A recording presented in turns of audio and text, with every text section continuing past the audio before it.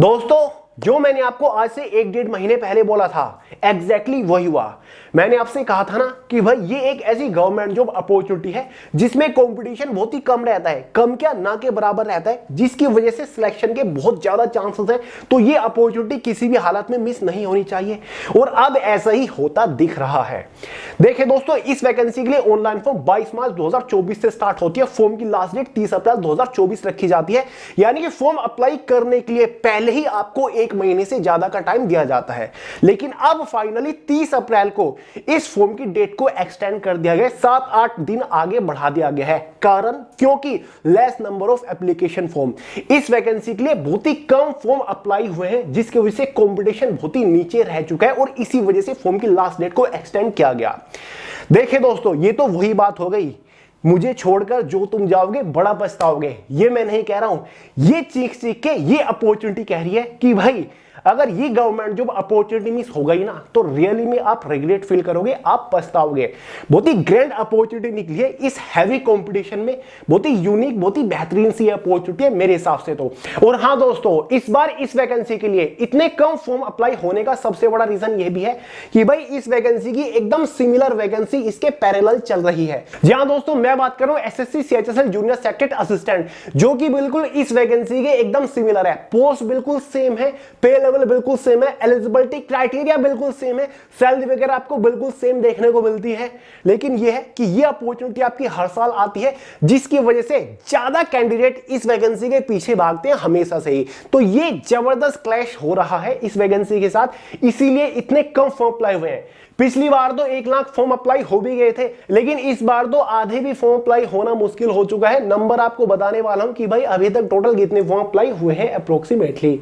बहुत सारी वीडियोस बना के आपको कई बार बता चुका हूं, लेकिन इस वैकेंसी की रिगार्डिंग ये मेरी तरफ से लास्ट वीडियो है, क्योंकि दोस्तों मैं नहीं चाहता कि आप में से बहुत सारे एस्पिरेंट्स एलिजिबल होते हुए भी, डिजर्विंग होते हुए भी ऐसी बढ़िया अपॉर्चुनिटी को मिस कर दो। आज इस वीडियो में इस वैकेंसी की रिगार्डिंग मैं आपको इंफॉर्मेशन नहीं दूंगा, बल्कि मैं आपके साथ एक रणनीति शेयर करूंगा, इस एग्जाम को क्रैक करने की एक स्ट्रेटजी आपके साथ शेयर करूंगा कि भाई कैसे तैयारी करनी है, कैसे आपको प्रिपरेशन करनी है, क्या पढ़ना है क्या नहीं पढ़ना है, किन चीजों का ध्यान रखना है, कहां पे फोकस करना है, कौन सी बुक से तैयारी करनी है, कैसा हमारा टाइम टेबल रहना चाहिए, कौन से सब्जेक्ट को ज्यादा टाइम देना है, एग्जाम डेट वगैरह क्या रह सकती है। साथ ही subject wise top scoring topics भी आपको प्रोवाइड करूंगा, यानी कि वो सभी इंपोर्टेंट टॉपिक जिनसे रिलेटेड एग्जाम में हाईएस्ट मार्किंग के अंदर क्वेश्चंस पूछे जाते हैं।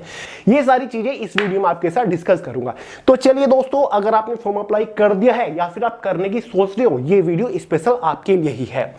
देखिए दोस्तों, आपको पता ही होगा मैं बात कर रहा हूं एनवीएस जूनियर सेक्रेटरी असिस्टेंट की वैकेंसी की। एनवीएस मतलब नवोदय विद्यालय समिति, जिसके अंदर फिलहाल वेरियस ग्रुप बी और सी की पोस्ट के ऊपर वैकेंसीज निकली हुई है। ज्यादातर पोस्ट हमारी नॉन टीचिंग की पोस्ट है, जिसमें सबसे बेस्ट पोस्ट तो जूनियर सेक्रेटरी असिस्टेंट की है। 381 टोटल नंबर ऑफ वैकेंसीज है। सबसे ज्यादा लालच जो है, और मुझे भी, वो इसी पोस्ट का है, जूनियर सेक्रेटरी असिस्टेंट का। वैसे एमटीएस की भी पोस्ट है, लैब अटेंडेंट की भी पोस्ट है, स्टेनोग्राफर की भी पोस्ट है, ऑडिट असिस्टेंट की भी पोस्ट है, लेकिन ज्यादा बेहतरीन ये ग्रुप सी की पोस्ट है, क्योंकि सभी 12th पास कैंडिडेट इजीली फॉर्म अप्लाई कर सकते हैं। 18 से 27 साल एज लिमिट रखी जाती है। सभी पोस्ट को कंबाइन करके 1377 वैकेंसी है और अब फॉर्म की लास्ट डेट 7 मई 2024 हो चुकी है, यानी कि एक और मौका आपके पास है इस अपॉर्चुनिटी को ग्रैब करने का। देखिए दोस्तों, अब तक के एनालिसिस के अकॉर्डिंग इस पोस्ट के ऊपर टोटल नंबर ऑफ फॉर्म 60,000 के आसपास ही अप्लाई हुए हैं। 60,000 भी फॉर्म अभी तक अप्लाई नहीं हुए जूनियर सेक्रेटरी असिस्टेंट की पोस्ट के ऊपर, जो कि काफी छोटा नंबर है in comparison of other government job opportunity. SSC CHSL junior secretary assistant की पोस्ट बिल्कुल इसके इक्विवेलेंट मानी जाती है। पोस्ट सेम है, ग्रेड पे आपका सेम है, एलिजिबिलिटी क्राइटेरिया आपका बिल्कुल सेम होता है। इस बार एसएससी सीएचएसएल की टोटल नंबर ऑफ वैकेंसीज 13,712 निकली है। फॉर्म कितने अप्लाई होंगे? लगभग 40 लाख के आसपास आपके फॉर्म अप्लाई होंगे। एक सीट के ऊपर कंपटीशन लगभग आपका 1077 के आसपास बैठता है सीएचएसएल में। लेकिन यहां पर अगर 60,000 फॉर्म अप्लाई होते हैं, टोटल नंबर ऑफ वैकेंसीज 381 है। 60,000 फॉर्म अगर आपके अप्लाई होती हैं तो एक सीट के ऊपर कंपटीशन लगभग आपका 157 बैठता है, यानी कि एक वैकेंसी के ऊपर 157 कैंडिडेट यहां पर फाइट कर रहे होंगे और यहां पर एक वैकेंसी के ऊपर 1077 कैंडिडेट फाइट कर रहे होंगे। डिफरेंस आप देख सकते हैं सिलेक्शन के चांसेस कहां पे है। और एसएससी सीएचएसएल का एग्जाम लेवल आपको पता है और एनवीएस का एग्जाम लेवल मैं आपको बताने वाला हूं। यार बच्चों का खेल है। बहुत सारे लोग यहां पर कमेंट करके बोलते हैं कि भैया क्या बोल रहे हैं, बच्चों का खेल क्यों होता? भाई मेरे लिए तो बच्चों का खेल ही है। जो कैंडिडेट सीरियस है ना, जो एस्पिरेंट खुद के ऊपर बिलीव रखते हैं कि मैं इतनी मेहनत करूंगा, एग्जाम को चुटकियों में क्रैक कर लूंगा, उनके लिए तो बच्चों का खेल होता है। थोड़ी सीरियसनेस के साथ प्रिपरेशन करिए, फिर देखिए आपको पता भी नहीं चलेगा कि भाई एग्जाम मैंने कब दे दिया। ठीक है, बच्चों का खेल उनके लिए नहीं होता जो कि छोटी छोटी चीजों को बहुत ही बड़ा मान के बैठ जाते हैं और पहले ही डर के बैठ जाते हैं। देखिए दोस्तों, एग्जाम इसका लगभग जुलाई 2024 के आसपास कंडक्ट कराया जा सकता है, क्योंकि लास्ट ईयर इस वैकेंसी के लिए ऑनलाइन फॉर्म की लास्ट डेट 10 फरवरी 2022 थी। एग्जाम इसका 8 से 13 मार्च 2022 के बीच में कंडक्ट करा लिया गया था, यानी कि सिलेक्शन प्रोसीजर काफी फास्ट चलता है। इस बार फॉर्म काफी कम अप्लाई हुए, इसलिए डेट को थोड़ा सा एक्सटेंड कर दिया गया है ताकि कुछ और कैंडिडेट फॉर्म अप्लाई कर रहे और हम एग्जाम ठीक ठाक तरीके से कंडक्ट करा सके। अब आप सोच रहे होंगे कि भैया कट ऑफ कितनी जाती है, कंपटीशन कितना रहता है, वो मैं आपको आगे बता देता हूं। एक बार एग्जाम पैटर्न के ऊपर नजर डाल लीजिए लास्ट टाइम। देखिए दोस्तों, जूनियर सेक्रेटरी असिस्टेंट की पोस्ट का ये एग्जाम पैटर्न होता है। इन 6 सेक्शन से एग्जाम में क्वेश्चंस आते हैं। पहला mental reasoning ability, 20 question 20 number के अंदर ना के बराबर आते हैं, चुटकियों में क्रैक कर लोगे।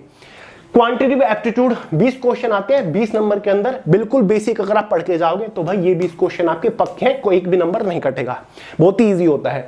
General awareness and current affair 30 question आते हैं 30 नंबर के अंदर, कैसे तैयारी करनी है आगे आपको बताऊंगा।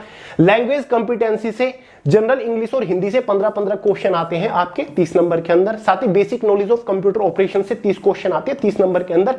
इसी के बेसिस पर एग्जाम में 130 क्वेश्चन होते हैं, 130 नंबर का पेपर रहता है, 2.5 घंटा क्वेश्चन पेपर की टाइम ड्यूरेशन रहती है, 1/4 एग्जाम में नेगेटिव मार्किंग रहती है। अब आप सोच रहे होंगे कि भैया इसका पेपर किस लेवल का आता है, हम तो नए हैं, हमने पहले कभी इसका एग्जाम नहीं दिया, तो चिंता क्यों कर रहे हो। मेरी इस स्ट्रेटजी का भी पहला रूल यही है कि भाई इस स्ट्रेटजी के अकॉर्डिंग प्रिपरेशन शुरू करने से पहले एक बार इसके प्रीवियस क्वेश्चन पेपर को एनालाइज कर लो। अब आप सोच रहे होंगे कि भैया प्रीवियस क्वेश्चन पेपर कहां से लाएं, मैं हूं ना। वीडियो सक्सेस टेलीग्राम चैनल का लिंक इसी वीडियो के नीचे डिस्क्रिप्शन बॉक्स में है। हिंदी और इंग्लिश दोनों ही लैंग्वेज में एनवीएस जूनियर सेक्रेटरी असिस्टेंट का प्रीवियस क्वेश्चन पेपर वहां पर आपको मिल जाएगा, पीडीएफ फॉर्म में डाउनलोड करके अच्छे से देख लीजिए, समझ लीजिए कि भाई किस सब्जेक्ट से किस लेवल के क्वेश्चंस पूछे जाते हैं, कौन कौन से टॉपिक से मोस्टली क्वेश्चंस पूछे जा रहे हैं, किस तरीके से क्वेश्चंस पूछे जा रहे हैं, किस बेसिस से क्वेश्चन पूछे जा रहे हैं। तो उसी तरीके से तैयारी करना शुरू करिए। क्वेश्चन पेपर देखते आपको पता चल जाएगा कि भाई एग्जाम बहुत बड़ा खेल नहीं है, क्योंकि यार कंपटीशन इतना कम है। चलिए कट ऑफ से भी आपको रूबरू करा देता हूं, आप काफी लोग घबरा रहे होंगे। ये भाई 2022 की कट ऑफ है जूनियर सेक्रेटरी असिस्टेंट की पोस्ट के ऊपर। 130 नंबर का पेपर होता है, पता है आपको। लास्ट ईयर 130 नंबर में से 79.5 कट ऑफ गई थी भाई। इन लोगों का फाइनली सिलेक्शन हो रहा था अगर इतने नंबर थे। लास्ट ईयर ओबीसी वालों को 75 नंबर कट ऑफ गई थी 130 में से। और बात रही अगर आपके एसएससी सीएचएसएल की, तो टियर फर्स्ट एग्जाम की 200 में से 160 150 आपकी कट ऑफ जाती है, जो कि केवल क्वालिफाइंग नेचर होता है। और इसमें कोई भी प्री मेंस एग्जाम का चक्कर नहीं होता, केवल एक सिंगल एग्जाम होता है, उसके बाद आपके स्किल टेस्ट हो जाता है। ईडब्ल्यूएस की 75 नंबर थी 130 में से, एससी कैटेगरी की 71, एसटी कैटेगरी की 68 नंबर कट ऑफ गई थी 2022 में। तो ये इसकी कट ऑफ रहती है, ठीक है। इतनी कट ऑफ, इतने नंबर आपको लाने होते हैं, जिसके बाद आपकी initial inherited salary 40,000 per month हो जाती है। जी हाँ दोस्तों, लेवल 2 की सैलरी मिलती है, बिल्कुल एसएससी सीएचएसएल के इक्विवेलेंट सैलरी मिलती है, उससे थोड़ी सी ज्यादा मिलती है, क्योंकि एनवीएस है ना, आपको थोड़ी ज्यादा बेनिफिट्स देता है। तो just after selection initial inherited salary 40,000 आपकी हो जाएगी। काफी बढ़िया पोस्ट है, 1900 रुपए ग्रेड पे वाली ये पोस्ट है, ठीक है। अब देखिए दोस्तों, रणनीति के ऊपर बढ़ लेते हैं। सबसे पहले बात करेंगे फोकस सेक्शन के बारे में कि भैया इस एग्जाम को क्रैक करने के लिए कौन कौन से सेक्शंस के ऊपर हमें सबसे ज्यादा फोकस करना है। तो यहां पर आपको 3 सेक्शंस के ऊपर सबसे ज्यादा फोकस करना है। पहला है हमारा कंप्यूटर नॉलेज।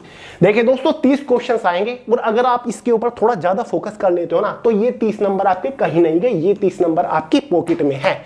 फ्री के समझ के चलिए कहां पर फोकस करना है, क्या क्या आपको कंप्यूटर नॉलेज के अंदर पढ़ने, सारी जानकारी आपको दूंगा। दूसरा, जनरल हिंदी 15 क्वेश्चंस आने वाले हैं, 15 के 15 क्वेश्चन आपकी जेब में है। तीसरा है जनरल अवेयरनेस, 30 क्वेश्चंस आने वाले हैं। लेकिन दोस्तों देखिए फंडा क्या है, जनरल अवेयरनेस से 30 क्वेश्चन आएंगे। अगर आप जनरल अवेयरनेस को ज्यादा टाइम नहीं दे रहे हो, ज्यादा फोकस नहीं कर रहे हो, तो जनरल अवेयरनेस से आप वही 12 से 14 क्वेश्चन कर पाओगे। अगर आप कंप्यूटर के ऊपर फोकस नहीं कर रहे हो, आप वही 15 से 20 क्वेश्चन कर पाओगे। अगर आप जनरल हिंदी के ऊपर फोकस नहीं कर रहे हो, आप 15 में से केवल 10 या 12 क्वेश्चन कर पाओगे। लेकिन अगर आप इन इन सेक्शंस को थोड़ा ज्यादा फोकस कर लेते हो, प्रायोरिटी पे रख के इनकी तैयारी करते हो, रेगुलर बेसिस पर इनको पढ़ रहे हो, तो भाई आप कंप्यूटर के 30 के 30 क्वेश्चन ठोक के आओगे, जनरल हिंदी के 15 के 15 क्वेश्चन करके आओगे, और जनरल अवेयरनेस के 30 नहीं तो 25 क्वेश्चन आपके कहीं नहीं गए, 25 नंबर आपकी जेब में पड़े हैं अगर आप इनको थोड़ा एक्स्ट्रा फोकस करते हो। बाकी मैथमेटिक्स, रीजनिंग और इंग्लिश के ऊपर आपको बहुत ज्यादा फोकस करने की जरूरत नहीं है, वो अपना कॉमन है, सभी एग्जाम्स में पूछे जाते हैं और हाईएस्ट मार्किंग के अंदर भी वो नहीं है। मैथ भी आपका 20 नंबर का है, रीजनिंग भी आपकी 20 नंबर की है और इंग्लिश आपका 15 नंबर का है, जहां से बेसिक क्वेश्चंस आते हैं। ठीक है, ज्यादा फोकस इन तीनों सेक्शंस के ऊपर करिएगा, ये आपको हाईएस्ट स्कोर करा के देंगे। ज्यादा फोकस का मतलब होता है कि आपको ज्यादा से ज्यादा टाइम देना है। जनरल अवेयरनेस को भी पार्ट में डिवाइड करके पढ़िएगा। करंट अफेयर मोस्ट इंपोर्टेंट है, एग्जाम पैटर्न आपने देखा होगा, यहां पर जनरल अवेयरनेस और करंट अफेयर लिखा हुआ है, यानी कि जितनी रेस्पेक्ट आप जनरल अवेयरनेस को दोगे उतनी ही आपको करंट अफेयर को देनी पड़ेगी। करंट अफेयर से भी काफी बढ़िया वेटेज में क्वेश्चंस आने वाले हैं, तो करंट अफेयर से आपको कम से कम 12 क्वेश्चन अपनी शिफ्ट में देखने को मिल जाएंगे। करंट अफेयर को किस तरीके से पढ़ना है आगे आपको बताऊंगा। ठीक है, यहां पर दोस्तों हिस्ट्री, ज्योग्राफी, कॉन्स्टिट्यूशन के ऊपर आपको ज्यादा फोकस करना है। जनरल साइंस, इकोनॉमिक अगर आप नहीं पढ़ोगे काम चल जाएगा, एक दो बेसिक से क्वेश्चंस आते हैं। ठीक है, स्टैटिक जीके के ऊपर सबसे ज्यादा फोकस करिएगा। ठीक है, अगर आप हिस्ट्री, ज्योग्राफी, कॉन्स्टिट्यूशन भी नहीं पढ़ पा रहे हो ना, स्टैटिक जीके के सभी इंपोर्टेंट टॉपिक्स को कवर कर लीजिएगा, काम हो जाएगा, जीएस में आप ठीक ठाक स्कोर कर लोगे। लेकिन करंट अफेयर को आपको देनी पड़ेगी फुल इज्जत। करंट अफेयर को पढ़ने के 3 तरीके होते हैं, एक तो मंथ वाइज आपको करंट अफेयर पढ़ने हैं, यानी कि जनवरी 2023 के करंट अफेयर पढ़ लिए, फिर फरवरी 2023 के पढ़ लिए, ऐसा करते करते जुलाई 2024 तक के करंट अफेयर पढ़ने हैं। करंट अफेयर्स के जितने भी इंपोर्टेंट टॉपिक्स हैं, जैसे कि नई नियुक्तियां हुई हैं या फिर जितने भी स्पोर्ट्स से रिलेटेड या फिर अवार्ड दिए गए हाल ही में, जितने भी समिट्स हुई हैं, नेशनल स्कीम बनी है, वो सभी आपको पढ़ने होते हैं। ठीक है, साथ ही डेली भी करंट अफेयर फोकस करते हुए चलेगा। बाकी करंट अफेयर की प्रॉब्लम आप मुझ पे छोड़ दीजिएगा, क्योंकि लास्ट 28 मंथ्स यानी कि 2 साल से भी ज्यादा की करंट अफेयर की एक महामैराथन चैनल के ऊपर आ रही है, फ्री में आपको 3 मई 2024 को सुबह 10 बजे मिल जाएगी। यानी कि परसों को चैनल के ऊपर लास्ट 2 ईयर की करंट अफेयर की मैराथन आ रही है, जहां पर करंट अफेयर की प्रॉब्लम को जड़ से उखाड़ के हम फेंकने वाले हैं। तो दोस्तों ये मैराथन इंपोर्टेंट है, इसको अटेंड कर लीजिएगा, बाकी कुछ और पढ़ने की जरूरत नहीं पड़ेगी। अब आगे बढ़ने से पहले एक बार बुक्स वगैरह के बारे में बात कर लेते हैं कि भैया कौन सी बुक से प्रिपरेशन करें। ये जो स्ट्रेटजी है ना, ये सेल्फ स्टडी वाली स्ट्रेटजी है, यानी कि यहां पर आपको खुद बुक खोल के पढ़ना है और ज्यादा झंझट में आपको नहीं पढ़ना, केवल बेसिक कॉन्सेप्ट आपको सबसे पहले फोकस करना है। बेसिक कॉन्सेप्ट क्लियर करने के ऊपर आपको फोकस करना है। एडवांस प्रैक्टिस या फिर हार्डकोर प्रिपरेशन के ऊपर फोकस मत करिएगा, क्योंकि टाइम भी बहुत ज्यादा नहीं है। ये नहीं कि आप ज्यादा से ज्यादा ऑब्जेक्टिव क्वेश्चंस लगा रहे हो, प्रीवियस क्वेश्चन पेपर्स के पीछे भाग रहे हो, आपने बहुत ही हैवी कोर्स परचेज कर लिए 1000 1500 रुपए के, या फिर आपने कोचिंग क्लासेस ज्वाइन कर ली, ऐसा कुछ भी नहीं करना। सबसे पहले subject wise, chapter wise basic concept आपको क्लियर करना है, उसके बाद हार्डकोर प्रैक्टिस के ऊपर हम काम करेंगे अगर टाइम बचा। वैसे ज्यादा जरूरी नहीं है, इतने नेक्स्ट लेवल का ये एग्जाम नहीं आता। अब देखिए दोस्तों, 4 सब्जेक्ट तो आपके हो गए, इंग्लिश हो गया, जीके हो गया, मैथ्स हो गया, रीजनिंग हो गया। इन चारों सब्जेक्ट को पढ़ने के लिए आप इन चारों बुक को रिकमेंड कर सकते हो, जो कि हमारी खुद की वे टू सक्सेस की करियर मैगजीन है। बुक नहीं है, बहुत ही पतली सी करियर मैगजीन है।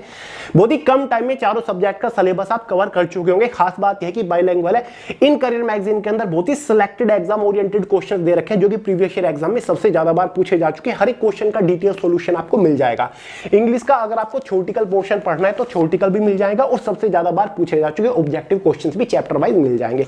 तो ये करियर मैगजीन आपकी नैया पार लगा देगी, चिंता करने की जरूरत नहीं है। एक साथ चारों को कॉम्बो में परचेज करके प्रिपरेशन शुरू कर दीजिएगा, लिंक डिस्क्रिप्शन बॉक्स में है। बात रही कंप्यूटर ऑपरेशंस की, कंप्यूटर नॉलेज को कहां से पढ़े। 30 क्वेश्चंस आपके एग्जाम में आएंगे, तो कंप्यूटर के लिए इस बुक को मैं आपको रिकमेंड करूंगा। ल्यूसेंट के कंप्यूटर का बुक आता है, काफी बढ़िया बुक है, इसको प्रिपेयर कर लीजिएगा, आपका काम हो जाएगा। हिंदी की प्रिपरेशन कहां से करें, तो हिंदी के एक आदित्य पब्लिकेशन की वस्तुनिष्ठ वाली बुक आती है, इसको अच्छे से पढ़ लीजिएगा, काम हो जाएगा, कोई और बुक पढ़ने की जरूरत नहीं पड़ेगी। तो ये मैंने आपको 6 के 6 सब्जेक्ट की बुक बता दी।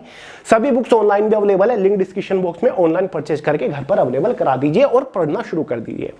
देखिए दोस्तों, एग्जाम तक आपके पास जितना भी टाइम होगा, चाहे 1 महीना हो, 40 दिन हो, 60 दिन हो, आपको डेली अपने एग्जाम तक 10 घंटा तो डेडिकेटेडली प्रिपरेशन को देना पड़ेगा। टॉपिक स्कोरिंग टॉपिक्स आपको आगे वीडियो में बताऊंगा कि भाई किस सब्जेक्ट से कौन से टॉपिक के ऊपर आपको मोस्टली फोकस करना है, जो टॉपिक्स आपको एग्जाम में हाईएस्ट स्कोर करा के देंगे। अब बात कर लेते हैं रणनीति, किस तरीके से पढ़े, कौन से सब्जेक्ट को कितना टाइम दे, कितनी इज्जत दे और कितना घंटा डेली पढ़े। देखिए दोस्तों, ये एक छोटा सा टाइम टेबल सा है। 10 घंटे अगर आप डेली पढ़ रहे हो तो किस तरीके से पढ़ने, इन 10 घंटों को 4 टाइम स्लॉट में डिवाइड कर लीजिए, दिख रहा होगा आपको।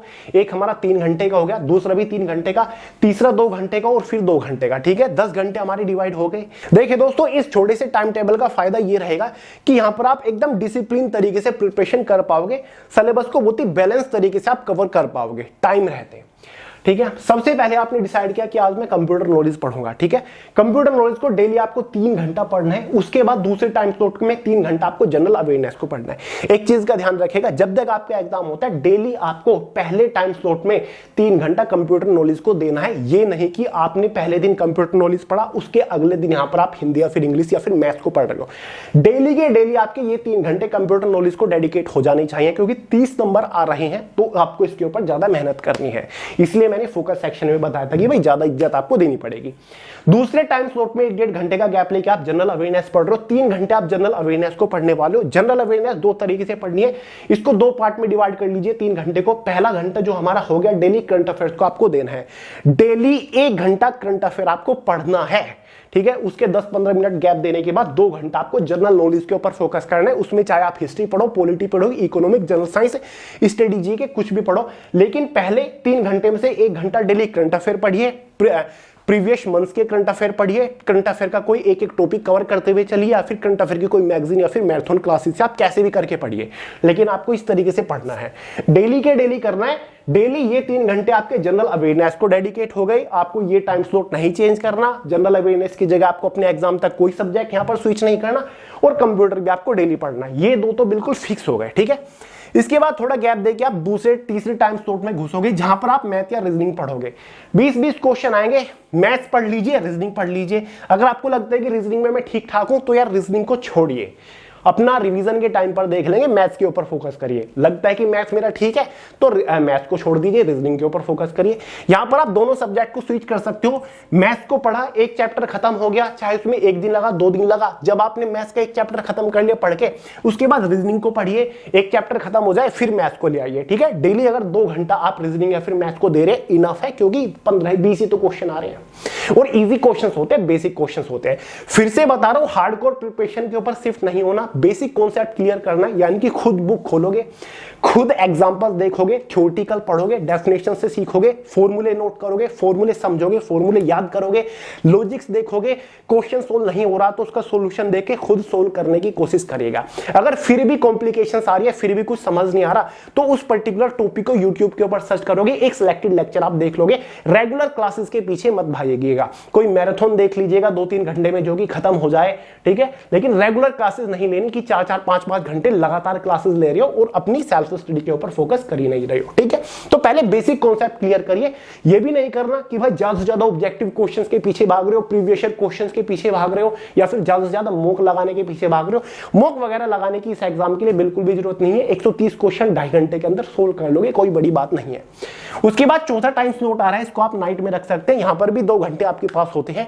इसमें आप हिंदी इंग्लिश को पढ़ सकते हैं, यानी कि हिंदी भी पढ़िए और इंग्लिश भी पढ़िए। एक साथ नहीं पढ़ना, मतलब पहले हिंदी को उठा लीजिए।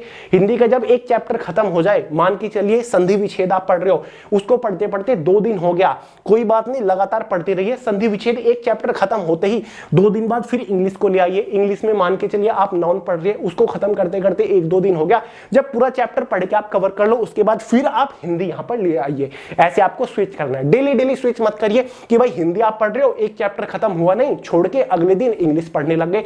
पहले एक चैप्टर को अच्छे से बंद करिए, खत्म करिए, उसके बाद सब्जेक्ट को स्विच करिए, बीच में नहीं छोड़ना। और भाई ये 2 घंटे हैं, इसको भी 2 स्प्लिट कर लीजिए, 1 घंटा और 3 घंटे में, ठीक है। 1 घंटा 1-1 घंटे में। पहला जो 1 घंटा रहेगा उसमें आपको रेगुलर बेसिस पर वोकैबुलरी पढ़नी है। अगर आप मान के चलिए हिंदी पढ़ रहे हो तो पहले हिंदी पढ़ना शुरू करने से पहले वोकैबुलरी पढ़िए।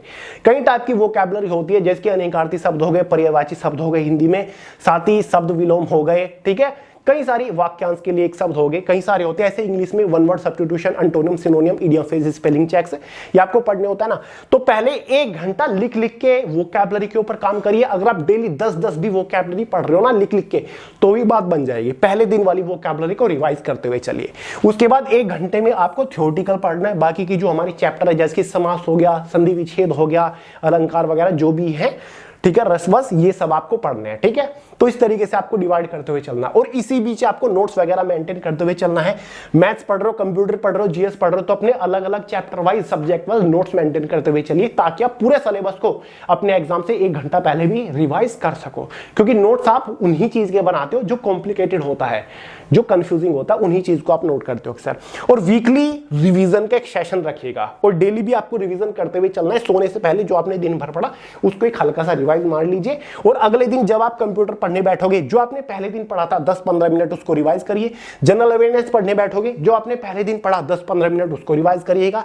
मैं तो रीजनिंग पढ़ोगे, पहले दिन जो पढ़ा 10-15 मिनट उसको रिवाइज करिएगा। नोट्स वगैरह बनाए होंगे उनके ऊपर नजर डाल लीजिएगा। तो इस तरीके से आपको चलना है, मॉक वगैरह के चक्कर में नहीं पड़ना। फिर से मैं आपको बोल रहा हूं, वीकली रिवीजन आपको करना है। हफ्ते में एक दिन ऐसा रखेगा ताकि जो आपने पूरे हफ्ते पढ़ा उसको बहुत ही डीप तरीके से रिवाइज कर लो।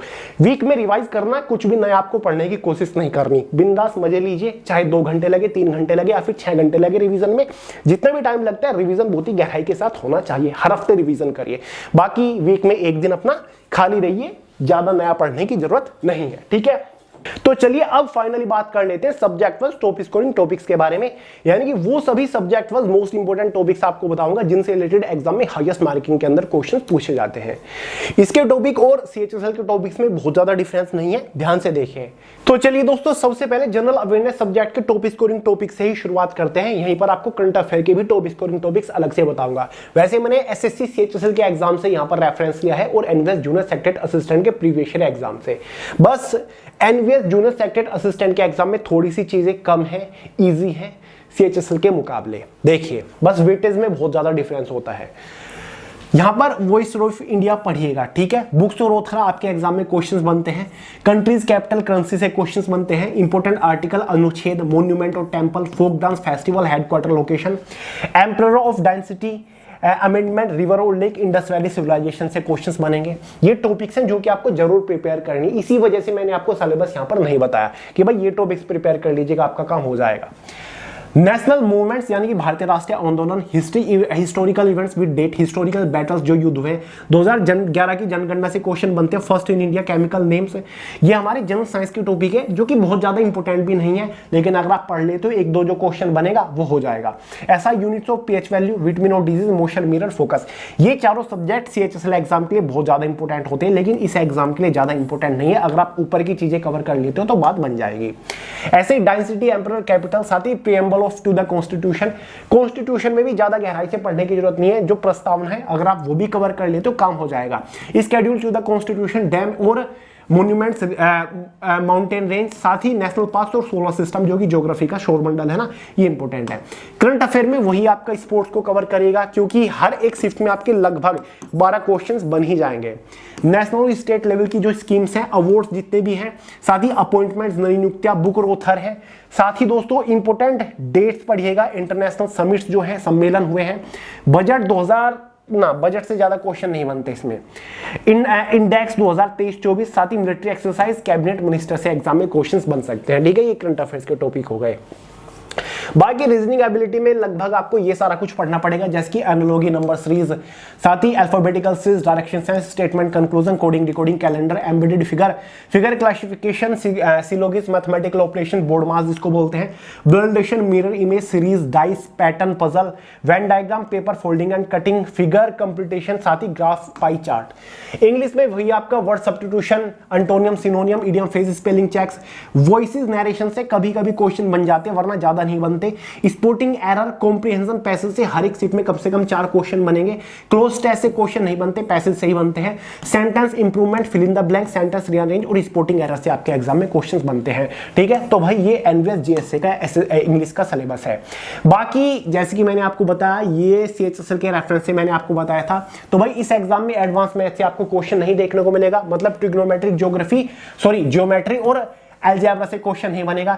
Simplification, LCM, HCF, percentage, ratio, proportion, profit and loss, simple और compound interest, time and work, time and distance, mensuration से क्वेश्चन बनेंगे कम से कम 2। एवरेज और डेटा इंटरप्रिटेशन से भी क्वेश्चन नहीं बनते।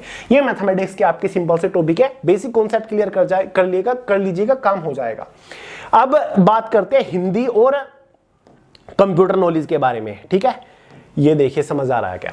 कंप्यूटर नॉलेज 30 क्वेश्चन आने वाले हैं, ये कवर करेगा एब्रिविएशंस यानी कि जो फुल फॉर्म होते हैं ना कंप्यूटर रिलेटेड, जैसे कि यूआरएल की फुल फॉर्म, एचटीटीपीएस, एचटीएमएल की फुल फॉर्म, ये पूछी जाती है बहुत ज्यादा। कम से कम 3 क्वेश्चन या फिर 4 क्वेश्चन तो आपको एब्रिविएशन से मिल जाएंगे। तो कंप्यूटर रिलेटेड सभी फुल फॉर्म आपको कवर करनी है। शॉर्टकट कीज जैसे कि कंट्रोल+C का काम क्या होता है, कंट्रोल+Y या फिर अंडो रीडो किससे होता है, कॉपी कैसे करते हैं, कट कैसे करते हैं, ये सारी शॉर्टकट की आपको लर्न करनी पड़ेगी। एमएस ऑफिस चाहे आपका एमएस वर्ड हो, एमएस एक्सेल हो या फिर पावर पॉइंट हो, इनको थोड़ा सा ज्यादा फोकस करिएगा, ज्यादातर क्वेश्चन यहां से बनेंगे। ऑपरेटिंग सिस्टम से क्वेश्चंस बनते हैं, चाहे आपका विंडोज है, विंडोज हो, एंड्रॉइड हो, इनसे क्वेश्चंस बनते हैं। इनपुट आउटपुट डिवाइसेस को कवर करेगा, ये तो बच्चों की चीज आपने पढ़ रखी होगी। सॉफ्टवेयर ब्राउजर से क्वेश्चन बनते हैं। कम्युनिकेशन में चाहे आपका ईमेल हो या फिर आपका फैक्स हो, ठीक है, मैसेजेस हो, एमएमएस हो, इनसे रिलेटेड ज्यादातर क्वेश्चंस आपके बनेंगे। साथ ही इंटरनेट से क्वेश्चंस बनते हैं, ठीक है। तो भाई ये आपकी कुछ मेजर टॉपिक्स है जो कि कंप्यूटर नॉलेज में पूछे जाते हैं। सबसे ज्यादा इंपॉर्टेंट आपका एमएस ऑफिस ही है, बहुत ज्यादा, वैसे सब कुछ इंपॉर्टेंट है लेकिन मैक्सिमम क्वेश्चन, कम से कम 6 से 7 क्वेश्चन तो अकेला एमएस ऑफिस ही ग्रैब कर लेगा, ठीक है। बेसिक की चीजें बहुत ज्यादा डीप भी नहीं है।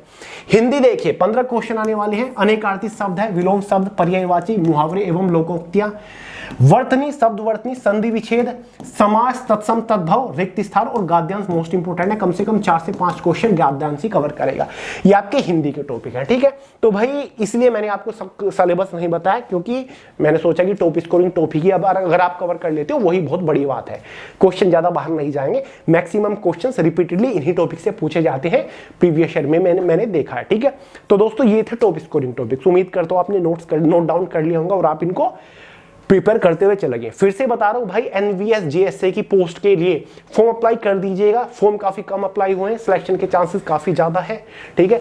मतलब जितने भी कैंडिडेट्स फॉर्म अप्लाई करके थोड़ी सीरियसनेस के साथ प्रिपरेशन करना शुरू कर देते हैं ना, उनका सिलेक्शन तो निश्चिंत है, ये समझ के चलिए आप, ठीक है। जैसी ऑफिशियल एग्जाम डेट जारी होती है तुरंत आपको इन्फॉर्म करूंगा। फॉर्म की लास्ट डेट फिलहाल एक्सटेंड होके 7 मई 2024 हो चुकी है। आपके पास थोड़ा और ज्यादा टाइम है, क्लियर है। और इसके साथ साथ इस बार CHSLB वैकेंसी चल रही है, जिसकी वजह से ये बड़ी चीज इस बार देखने को मिल रही है, कंपटीशन कम रहने वाली। तो चलिए दोस्तों, इस वीडियो में इतना ही था। वीडियो पसंद आई हो लाइक करेगा, दोस्तों के साथ शेयर करेगा, चैनल को सब्सक्राइब करना मत भूलेगा। मिलते हैं अगली वीडियो में बहुत ही जल्द, तब तक के लिए जय हिंद।